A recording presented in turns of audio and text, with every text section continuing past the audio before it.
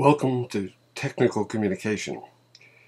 In many ways, we are the service industry in high tech. We are like the janitors and maids that clean up the mess of products that our companies deliver. That's not exactly what you wanted to hear about technical communication, but I wanted to get clear that one of the most important things in technical communication is really to provide service to the people who we're talking to. You may find yourself scratching your nose and wondering, what have I gotten into?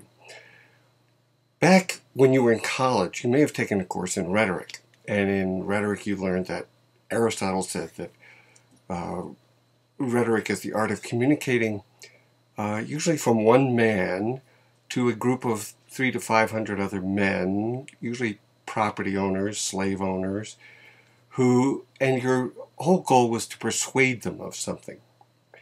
And they were a homogeneous group. But now, our rhetorical situation is such that we are working in a group of people, not just men, in a company that has marketing people, designers, developers, many different people you're working with. And you're talking to many different audiences, some of whom you know, but some you don't know that much about. And you're talking to them through many different media, not just one-to-one in a personal, physical way, but over video, over text, over the web, and in many different devices. One person has a little iPod, some has an iPad, some people have a laptop, some people have a netbook, some people have a personal computer.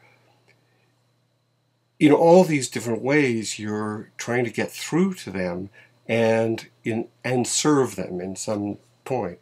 But also, they come to you with different motives.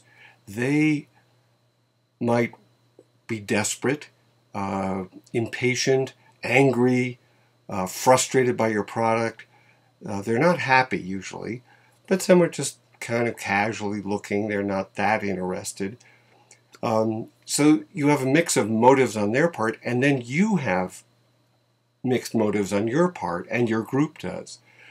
Yes, you want to make money. You're into technical communication because you read a matchbook that said, make the big bucks in technical communication. And you figured you don't like driving trucks, you'll do technical communication. But in addition, you have some concern about the users. You want to help them. You also want to get along with your team. And you want to get along with the other writers, your editor, your manager. You want to get promoted. You like using your product. You think it's fun. You are curious. You want to learn more about it. You enjoy cleaning up. You like organizing things. You sort them out. You straighten them up. You shine. You polish the screen, for instance. All of these are your mixed motives. And what I see after years of coaching teams of technical writers is that there's maybe a fifth of any group of the writers who are totally indifferent to the user.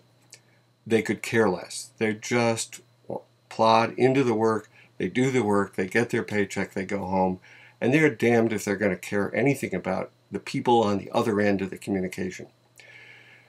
But what I'd urge you to do is to think more about the other person and less about your own concerns.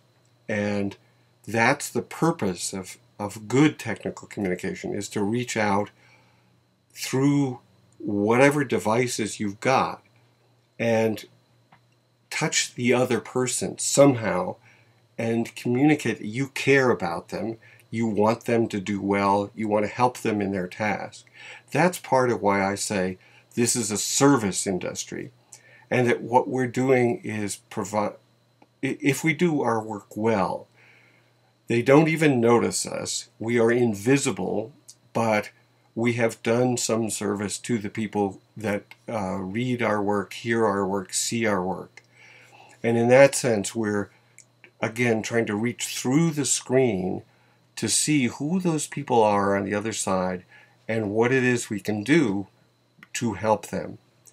And that's part of course, the screen is not so clear, so maybe we need to wipe it off a little, and that's part of our job too, is just getting clear who we're talking to and what we're trying to say.